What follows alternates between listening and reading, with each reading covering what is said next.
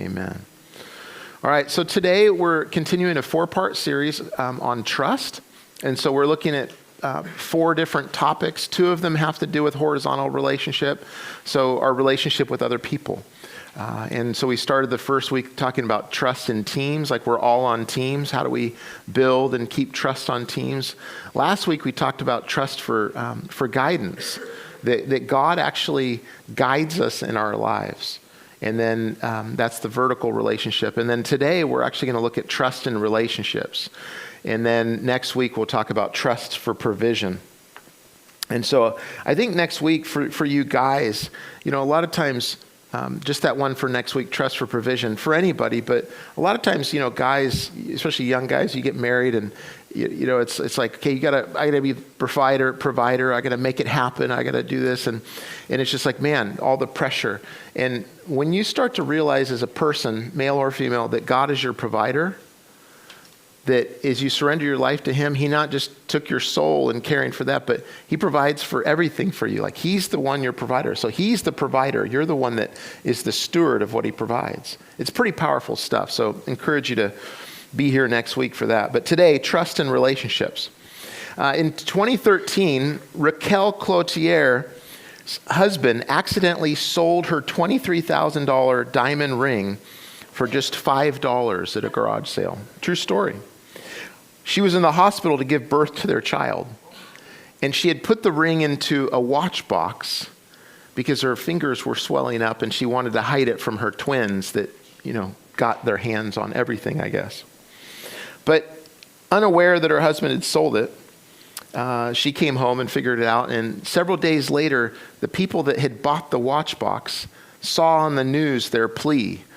Please bring it back, and it turns out they were neighbors, and it's cool that, the story, they ended up going to church together and built a friendship and everything else. So, but no person would intentionally trade a $23,000 ring for a $5 bill, would they? I mean, just no way. But trust in relationships is even more valuable than that ring, yet we trade trust almost every day for things that are not as valuable, don't we? Breaking trust is rarely about a calculated desire. In other words, it's not intentional, just like trading that ring. More often, it's a momentary lapse where, psychologists and neuroscientists, they call it our present self, where we're seeking dopamine, a thrill or relief, and that wins the tug-of-war against our future self. The one that has to deal with the consequences. Anybody know what I'm talking about? Like, oh man. I mean, on a small scale, it's like I shouldn't have eaten all of the ice cream, or I shouldn't have eaten, 3 more slices of pizza than I had. Now I'm up all night with indigestion. But there's bigger things in our lives where we break trust and we trade trust for something else. Trust is never just happens in a vacuum. You see, we always trade it for something else if we break it. Lisa TerKeurst says it so well in her book, I Want to Trust You, But I Don't. Trust is the oxygen of a relationship. When it's present, you don't even think about it. But when it's gone, it's the only thing you can think about. So another challenge for trust in relationships today is that we have like a disposable culture. The exit strategy has become a major default for relationships today. So ideas like ghosting people when the conversation gets uncomfortable, canceling people when they fail expectations, or opting out the moment the relationship becomes costly. So the good news is Scripture doesn't hide broken trust. We read it all the way from the book of Genesis to the book of Revelation. We see people breaking trust. We never see God breaking trust, but we see people do it. But in the midst of it, we see God not abandon people even when they do break trust with each other and then with God. And so God meets us in our need for trust, and he's really the one that we can really only trust. Right? I mean, he's the one that is really trustworthy. And it says of him, Psalm 145, verse 13, it says, the Lord is trustworthy in all he promises and faithful in all he does. So we can learn how to trust and be trustworthy from God because he is the trustworthy one. So we're going to look at Acts chapter 15, verse 36 or 38, and some other passages that have to do with it. And we're going to see a painful parting of ways. and then also the healing of hearts that comes after, where trust was broken. So Acts 15, verse 36, the context is Paul and Barnabas were two early Christians that trusted in Jesus, and they were right in the epicenter of everything that was happening after Jesus ascended to heaven in the early church. And God sent them out to share Jesus in different places in the world. And they had several different missionary journeys. They had their first, and then they went back and they were ministering at Antioch and other places. And then they're like, hey, let's go do it again. Like, let's go back out and let's encourage the people that we brought to Jesus on our first journey. But that's where things get rough, because there was something that happened where trust was broken on the first journey that prohibited them following through with their journey. And so verse 36 of chapter 15, it says, sometime later, Paul said to Barnabas, let us go back and visit the believers in all the towns where we preach the word of the Lord and see how they are doing. Barnabas wanted to take John, also called Mark, with them, but Paul did not think it wise to take him, because he had deserted them in Pamphylia and had not continued with them in the work. So Paul and Barnabas are united in purpose, right? They're going to go back. They're going to encourage the people that they brought to Jesus. They're going to check up on them. They're true shepherds, right? They weren't just about a transaction of just bringing people to Jesus and yay, let's celebrate just that. No, they're going to go back and see, how are you doing in this walk with Jesus? Where are you at? And they're going to strengthen their faith. But the problem is they're disunified in their personnel. Like, who's going to go? Like, who's going to be a part of this team as we go? Verse 37, it says, Barnabas wanted to take John, also called Mark, but Paul did not think it wise to take him. So John Mark had broken trust on their first missionary journey. Verse 38, it says that he had deserted them in Pamphylia and had not continued with them in the work. One of the most painful things that happens to anybody in life is when we're deserted or we're abandoned. Abandoned would be taking it more personal. It becomes ingrained in us, where and a big problem for many of us is like in an abandonment, that we were all together and we're doing this together, and then you were gone. And sometimes it happens, in workplace, and man, my buddy that I talked to is gone now. Or sometimes it happens on a sports team, or sometimes people move away and it's not even intentional and then sometimes in relationships, deeper relationships, sometimes fathers or mothers leave, their children when they're young, or sometimes parents divorce and they're not there emotionally for their children, and that causes something over generations and a hurt there. But they felt departed or abandoned by John Mark, and it changed the whole tone of their first trip, and now it's becoming a problem in this one. So John Mark, it appears that he was an avid runner, to put it nicely. In Mark chapter 14, verse 51 through 52, it says that there was a young man that when Jesus was arrested, was running in just his outer clothing, his tunic. And it was kind of, in those days, kind of like his underwear, like he was running. But then when they came to arrest him as well, they grabbed it and it came off, and then so he was the first streaker. That's who they're talking about.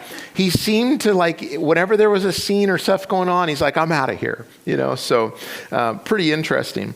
But he was a younger guy at that point and still is. But in Acts 13, John Mark joins Paul and Barnabas on a missionary journey.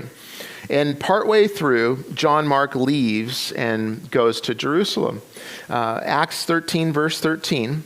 We're not told why he does this, but it says, from Paphos, Paul and his companions sailed to Perga in Pamphylia, where John left them to return to Jerusalem. Now, we don't know the pressures that John Mark was under, but it could have been fear, or it could have been immaturity. It could have been discouragement, or it could be conflict, or he could have just been homesick. We don't really know. We're just given 5 strong words, which is he returned to Jerusalem. John left them and returned to Jerusalem. And so Dr. Henry Cloud says one of the pillars of trust is reliability. He says, doing what you say you'll do, even when it's hard. I mean, isn't that the person that we all desire to be? That we're just not reliable when it's easy, but we're also reliable when it's hard? I mean, aren't those the people that we love to work with and be in life with, is that even when it's hard, this person is reliable? And so John Mark failed the reliability test, and he was a part of the team. He was supposed to be there for the long haul, and yet he took off.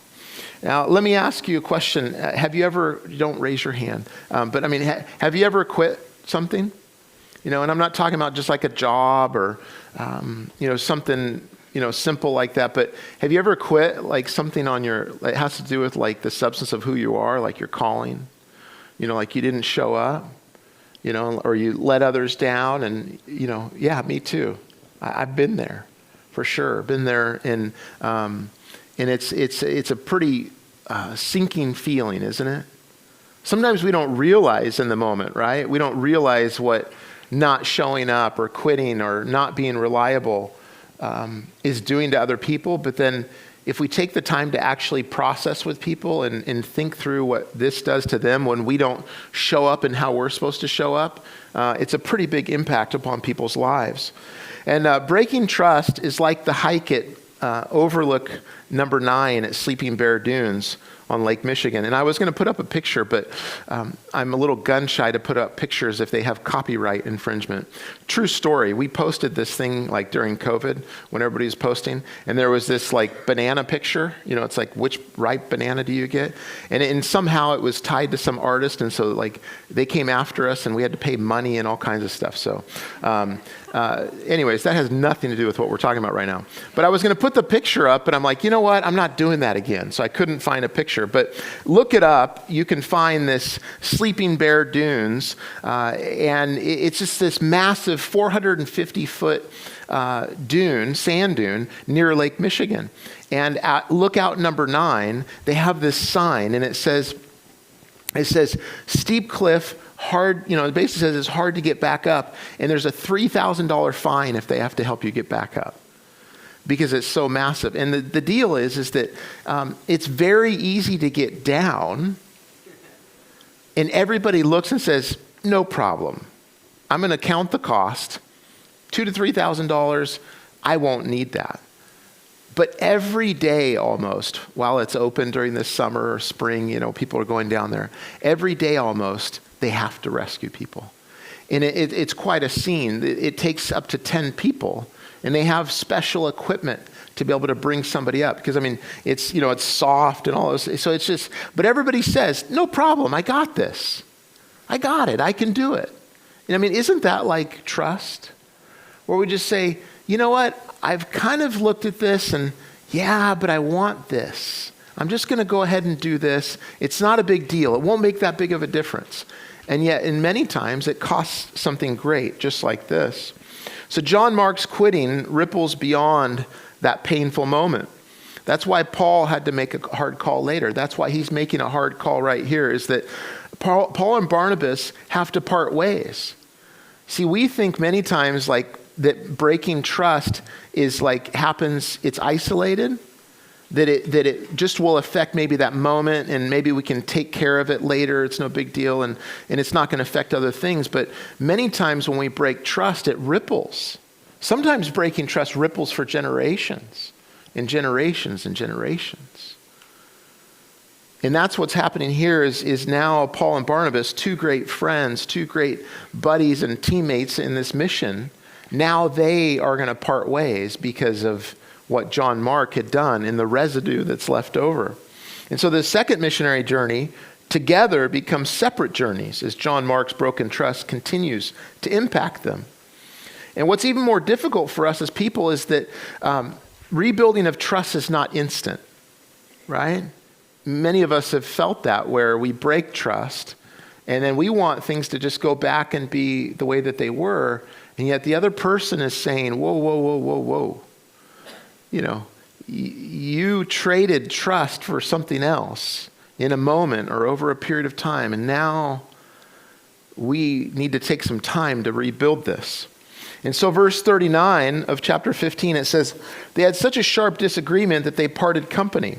Barnabas took Mark and sailed for Cyprus, but Paul chose Silas and left, commended by the believers to the grace of the Lord. He went through Syria and Cilicia, strengthening the churches. So verse 39, it says they had such a sharp disagreement that they parted company. So these are two godly men, right? They're following after Jesus with all that they are. They've given up, they sacrifice. They're all in on the kingdom of God and the mission of Jesus. And they have two different assessments of John Mark, right? Barnabas leaned more towards encouragement. His name actually means like son of encouragement. That's a name for him. And also John Mark was family. So if you Colossians chapter 4, you see that John Mark was his cousin. So, I mean, he has more at stake here to make the right call with John Mark. But Barnabas was also very encouraging and accepting. Like, that's the way he was. And if you remember, in Acts chapter 9, Paul was one that actually persecuted Christians and actually stood by as the first martyr that we see, Stephen. In Acts chapter 6 and 7, we see Stephen martyred, and Paul stood there like affirming what was happening. But then he was on a road, and Jesus encountered him, and he surrendered his life to Jesus. But he was the one that would have Christians killed, and he was on his way to do stuff like that and persecuted. So the first disciples and apostles were like, wait, this guy's a Christian now? We don't believe it. And so when he came to Jerusalem, after a period of time of seeking the Lord, no one would talk to him. It's like, yeah, I'm going to just err on the side of this guy is trying to infiltrate us. But it was Barnabas who brought him to the apostles and like sealed things up. And he's like, no, it's authentic. This guy has come to the Lord. So Barnabas was that type of guy. I mean, anybody wants a Barnabas with them, especially if you've broken trust. Now, Paul leaned more towards the need for a new track record. If we went around the room, we probably would have a split room. Like, oh yeah, I'm a Barnabas. Yeah, right away. Let's give him a second chance right away. Let's go for it. Let's do that. And then others are like, nah, I need to see a new track record before we trust here. And so Paul had forgiven John Mark, but he didn't trust him yet, right? Forgiveness and trust are two different things. You see, as Christians, we should forgive freely because we've been forgiven by Christ. So forgiving freely. But then trust is earned through demonstrated change. We're not to trust freely, right? Trust is something that's earned. And so discernment in community is needed, and waiting over reinstatement hinges on the severity of trust broken and the level of a person's role in trust given. So in other words, the severity of how somebody broke trust, and then also the impact or height of their role in your life or within an organization or a church or a business really plays into it, right? So was it a small breaking of trust? Okay. But is their role really high? Well, if their role's really high and they have a small breaking of trust, you still want to have let's have wisdom here. Like, let's really walk this through. If you have a big break in trust and a big role, then you really need to slow this train down. Because, right, people trust people. And so whether it's our spouses or whether it's people in our family or it's people in our workplaces, if trust is broken, it's something that you just don't rush out and just say, no big deal. Why? Well, because the person has to learn to become trustworthy again in that area. And then also the people that have had trust broken need to learn to be able to trust that person again. So there's lots of emotions and things that have to be walked through. And here's the thing. This all makes sense. Like, yeah, hold on. If trust has been broken and the person has a big impact upon my life or upon the organization or upon the church or the business or the country or whatever, we definitely need to take our time and like really walk through this and get all the different counsel together, right? We love that idea until it has to do with us, right? until we're the one that broke trust and we're the one that has the role or the impact that we love, and we rush to get back to it, right? No, I'm good, people. I'm good. Let me back in. And we don't want this process walked through with us. But it's one of the healthiest things that we can do in our lives is to, if there's trust broken, to forgive, but then to say, okay, now let's establish new track records. That's always healthy for the people in our lives. And so forgive easily, but build trust over a period of time. It's not in an instant. But the good news in this case with these missions is that God is big enough to work through relational disagreements. And he's big enough in our lives too. Because what happens is now you have, instead of one second missionary journey, now you have two second missionary journeys, right? Barnabas takes John Mark, and Paul takes Silas. And then now you have two different journeys, and they're sharing Jesus and checking up on people and sharing. So isn't that like God? I mean, how many times have we made a mess of our lives or made a mess of situations, and yet God is still able to do something beautiful through it? And also, John Mark joins Barnabas for a second chance. That's the one thing I would say. If you are a John Mark today, and you look at in your personal life or your work life, and you've broken trust, and you want to make a comeback, is find a Barnabas. Find somebody that's encouraging, and find somebody that has a track record of trust and health in the area that you broke, and walk along with that person and go with them on a journey. Because that's typically how you can make sure that it's real what's happening. Because the problem is if we really want back to where we were before, we can fake it, right? We can fake it, and really, has it really gone deep enough that we now will not go back to what we did before? So the good news is that trust is rebuilt in a certain way, and there is a pattern. And so whether you've had somebody break trust on you, or whether you're the one that has broken trust, here's how it really happens, and we see it in John Mark's life. John Mark is not spoken of in Scripture for the next 10 to 12 years. So here he is, he's pretty active in the Gospels, pretty active in Acts, but in the progression of time, John Mark's not spoken of for 10 to 12 years. It doesn't seem like it many times, but a decade is a long period of time. It's a long period of time. And what he does is he goes off with Barnabas, and then there's silence. It doesn't say much. So there's no quick fixes for Mark or for us in our stuff, but it's quiet faithfulness where trust is rebuilt.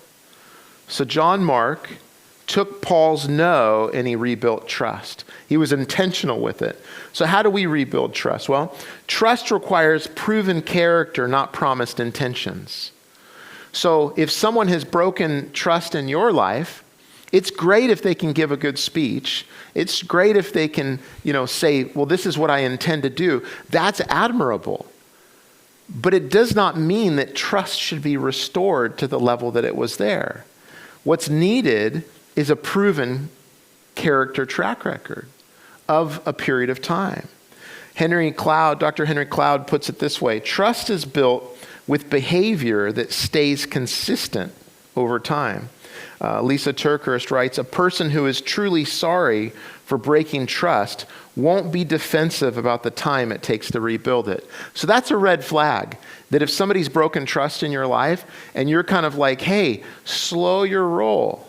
I've forgiven you, but we're not going to end up right where we were before right away. We need to rebuild something. And if the person is just wanting to get back there and just like, come on. Let's get back. That's a red flag. They haven't let it sit deep enough into them to really rebuild in the spot that was broken. So here's where the story of John Mark gets beautiful. Years have passed by, and John Mark doesn't argue his case as far as we know. Like, he's not always back with Paul. Come on, Paul, I'm better now. Come on, Paul, look at me now. Come on, Paul, I got it together. Let's do something together. We don't see that. He doesn't defend himself. He simply grows trustworthy.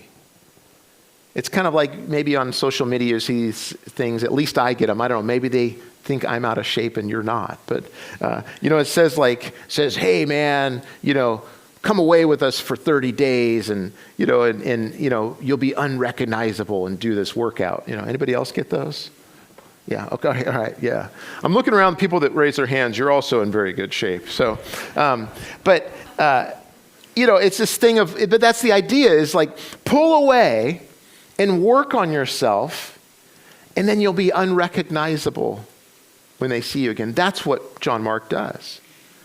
He serves faithfully, eventually alongside Peter, which Peter and Paul, were like the top guys in all that God was doing during this time. And then slowly, quietly, trust is rebuilt. It's not flashy. It's not big speeches. He becomes somebody else. And then in chapter 4, verse 11, and we studied this in our study of 2 Timothy recently, it says that John Mark becomes helpful to Paul.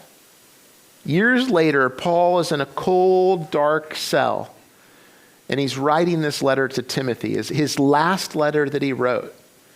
And in the midst of it, you can almost see him crack a slight grin as he writes this about John Mark. He usually, I think, probably had a kind of a stern face. But as he writes this, I think that maybe a smile or a crack of a grin came, because he says, only Luke is with me. Get Mark and bring him with you, because he is helpful to me in my ministry. The man that was once rejected is now requested, somebody has said. If you've broken trust today and it needs to be rebuilt, whether small or big, isn't that the beautiful story that you want? That, you'd go from the place that you were rejected to now requested? There's no other way besides just quietly rebuilding that character and that track record.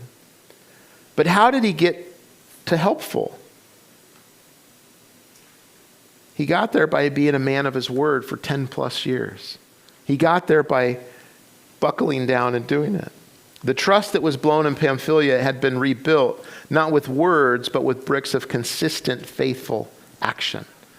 So there's a way of doing this if we are the one that has had trust broken on us, or if we're the one that has broken trust. There's a way of doing this, and it's the way of learning from Jesus, who is the trustworthy one. Jesus says in Matthew chapter 11, verse 28 through 30, and in him saying this, he's inviting those who've been hurt by trust broken by another, and those who have broken trust to come close to him and learn from him. You see, the people he's speaking to had religious stuff loaded up on them. They had loaded up on themselves and yoked up with all sorts of performance things, and it's just an impossible way of living. And yet now Jesus says this to them and says it to all of us too. He says, "Come to me, all you who are weary and burdened, and I will give you rest. Take my yoke upon you and learn from me, for I am gentle and humble in heart, and you will find rest for your souls. For my yoke is easy and my burden is light." Consider Jesus' work with John Mark. The man who once quit on the mission of Jesus is the man God later uses to write the Gospel of Mark. In the Gospel of Mark, amongst other themes, we see that Jesus' perseverance, his endurance, and his faithfulness all speak of the trustworthiness of Jesus. Only God could do that. That Jesus would work so deeply in this one that left the mission, that he would now use him to testify of his own faithfulness in his mission in his life. See, failure wasn't John Mark's final chapter. Faithfulness was. Trustworthiness was. And Paul, the man who once said no, was humble enough to say, "Bring him to me. He's helpful to me now." Only God could do that because he's a trustworthy one. I was trying to think through a real life story of something like this where trust was broken and then trust was restored. And I was reminded of, it's funny you guys are here today. I was reminded of a mentor and a pastor in my life, Mike McIntosh. And if you ever want to read his story, you find it on Amazon and other places. It says "For the Love of Mike," and it's about Mike McIntosh. But he and his wife Sandy were, hippies in the 60s and 70s and in Southern California, and he's from Oregon originally. But they got married and had kids, but Mike, doing all kinds of drugs and transcendental meditation, all sorts of things, and loses his mind literally. He walked around for a period of time thinking that he had a hole in the side of his head. He'd go out to the desert and seek UFOs and all sorts of things, and just was, really bailed on his family in lots of different ways. So they were divorced, and Mike would then show up at Sandy's house, and knock on the door and just like, hey, and let me tell you about this. But then it got to the point, a lot of times he couldn't even make sentences, but he'd knock on the door and she's trying to protect her kids and her family and, get up. She's like, stop coming here. Just stop coming here. But then she says, but then one day he knocked on the door and he says to me, he goes, hey, do you know about Jesus? And she's like, oh, come on. I went to church. I was in the choir. I went, all this stuff, and now you're going to talk to me about Jesus. And she's like, well, I did this stuff with you and this stuff, but don't try to lead me into this now. But then he kept coming back, and then finally he's like, hey, will you come to a concert with me, or will you come to this thing? And she ended up going to one of the gatherings, if you've seen the movie Jesus Revolution, where hundreds of young people were baptized at Pirates Cove in Orange County, and she was there, and she tells the story. She was in line. She's like, what is going on? And she's like, well, people are getting baptized. And this guy next to her says, hey, what are you doing? She goes, I think I'm going to get baptized. And he goes, well, are you born again? She goes, I don't know. You tell me, and they're in line, right? And then the guy goes, look, I've been a Christian for 3 weeks. I know exactly how to do this. And so he leads her to the Lord, and then she goes out there and get baptized. But I rewatched this video of this story to kind of remind myself, but it's just beautiful. I found this video of her talking about it, and she says like, man, I could not trust this man. He bailed on me, bailed on my family. I could not trust him. But then he shows up and he starts talking about Jesus. And then now I came to Jesus. And so she goes and knocks on the door of the house he was living in. And he comes down and answers. She goes, because she had just been baptized, just this powerful encounter with God. And she just goes, you were wrong about everything else, but you were right about this. And then she walks away. And he's like, well, let's get back together. She's like, no way. Like, I'm not getting back together with you. But then she tells the story that she's driving down the road and she hears, behold, I make all things new. And she's like, is that the radio? And she's hearing this. She turns it down, pulls over the side of the road, and she hears over and over again, behold, I make all things new. She's like, what? And she's like, well, I don't know. Is that scripture? She doesn't really know. And then she opens her Bible and she reads Isaiah 43 and says, remember not the former things. I'm doing a new thing. And so God spoke to her, and then like a year later, she tells a story, like they get remarried. And she says, like, her dad was walking down the aisle, and she's like, he was the only one that wasn't crying, She's like, he wasn't real happy. But she goes, I start to cry, and then I get up there, and then Mike's crying, and he's not a crier, and then Chuck Smith is crying, even though Chuck never cries, and the people leading the worship are crying, and just this big thing. But the way she tells the story, it's powerful. She says, if I hadn't listened to God, she says, look, God would have blessed me, and God would have still been in my life anyways. But because I allowed trust to be rebuilt, and I trusted God, because God was telling her, like, look, I want you to remarry him. I want you to do this. I want you to trust me. Because of that, she says she would have missed out on 3 more children, 22 more grandchildren, and 11 more great-grandchildren. And then tells a story, like, the way God used them, like, in the world for Jesus is astounding. When I moved to San Diego, I was a part of their church, and their son-in-law discipled me as a teenager. And it's just astounding. Hundreds of congregations throughout the world. Thousands upon thousands upon thousands of people have come to Jesus through them. And it was kind of like this moment. God's like, hey, yes, you can go do this, but if you trust me and trust that I'm working in this, then you're not going to believe what I do. And so I haven't really thought about that story in a while, but I just think it's something that God may be speaking to several of us, saying, like, in some ways, those that have been hurt, the Lord's asking you to open up to someone that has built trust, But then two, some of us are walking around and we don't trust anybody. And we're missing out on all sorts of life. We're missing out on all kinds of things that God's doing. And so the basis point of all of this is that we trust the Lord. Yeah, don't go into a relationship. Don't live a relationship. Don't build a relationship. Don't do a partnership, a business, anything, unless you're trusting the Lord for sure. Because if you're not trusting the Lord, it's real hard to have a real good relationship in those things. It really is. It's a lot easier if you and the other people are trusting the Lord as well. And so be encouraged today. He will make all things new in your life. Even though there's something soiled and broken and you look at it, God can make something beautiful, beautiful, beautiful out of it and work in your life.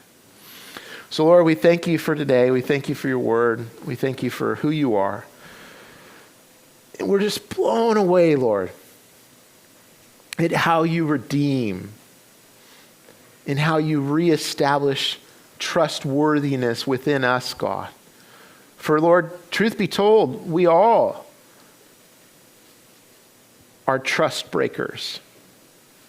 We've broken trust with you. We've broken trust with one another, Lord. And Lord, none of us stands like righteous or holy before you, Lord. None of us can say throughout their whole lives that we've handled every relationship and handed all trust given to us in a perfect way. And so, but God, we also don't want to be naive. And so, Lord, would you build our trust deep in you, the one that makes things new, that we might live out of that space, Lord. And Holy Spirit, I don't know if they're on that magnitude, but I pray that over our congregation and our people here today, that like Mike and Sandy, that you were able to rebuild because it was all by your power, Lord. Your power was able to transform two people that God, you would do something beautiful through. But it was broken, it was nasty, it was ugly. And Lord, would you come into the ugliness in our lives, the brokenness in our lives, and with your power, would you make those things new, God? Have your way in us, Lord. Have your way in us, God. Let's stand and worship together.